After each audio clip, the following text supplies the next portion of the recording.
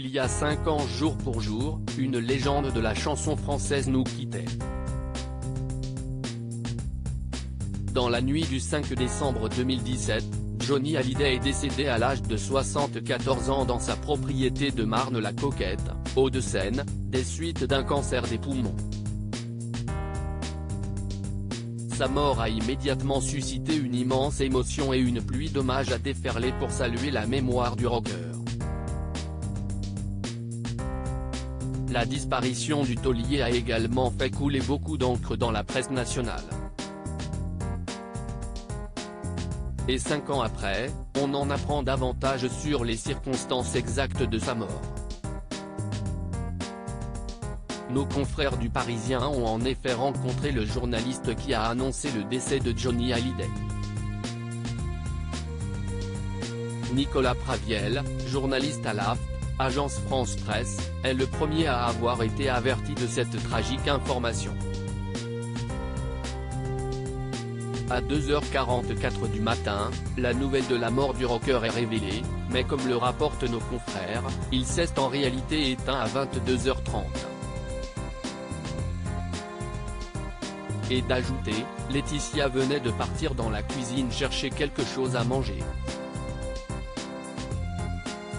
Quand elle revient, la porte du bureau de son mari est refermée, ses proches ne veulent pas qu'elle entre. Elle réalise, s'effondre. La veuve s'était d'ailleurs exprimée sur ce moment déchirant, au micro de RTL en octobre 2018. J'ai hurlé, j'étais un genou à terre, le monde continue de tourner alors que le mien s'arrête, confiait-elle. Je sais que ça va être une déflagration. Quant à Nicolas Praviel, il se souvient également de cette nuit particulièrement étrange. Cette nuit-là, je n'aille, pour une fois, pas éteint la sonnerie de mon téléphone, je ne l'ai pas mis sur vibreur comme souvent. Je ne sais pas pourquoi, rapporte le journaliste au Parisien, précisant avoir ensuite reçu un appel Sébastien Farran, le manager de Johnny Hallyday.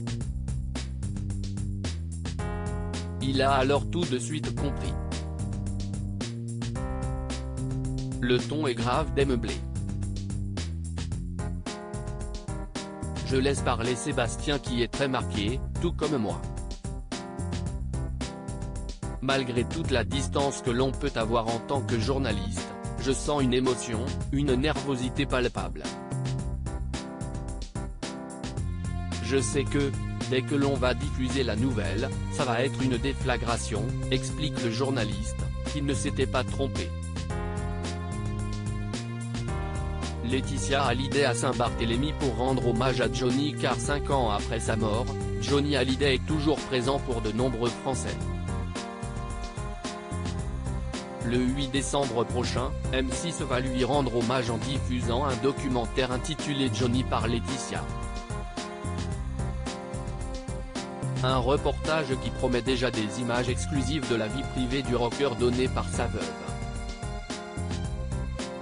Cette dernière s'apprête également à dévoiler une grande exposition à Bruxelles consacrée à son défunt mari.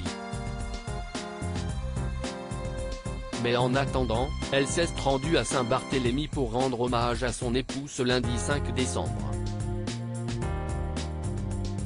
La mère de Jade et Joey va organiser une veillée au coucher du soleil, sur la tombe du chanteur au cimetière de Lorient. Ensuite, la veuve du rocker se recueillera sur la sépulture recouverte de compositions florales en forme d'objets chers au rocker.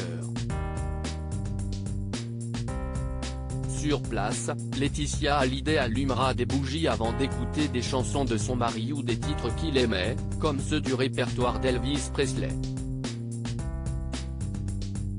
Mais pour cet hommage, elle ne sera pas accompagnée de ses filles. En effet, Jade, 18 ans, et Joy, 15 ans ne sont pas présentes à Saint-Barth. Selon les informations de Closer, les deux sœurs refusent de participer à cette veillée, car elles ne souhaitent plus exposer leur chagrin au grand public, préférant le vivre dans l'intimité la plus stricte.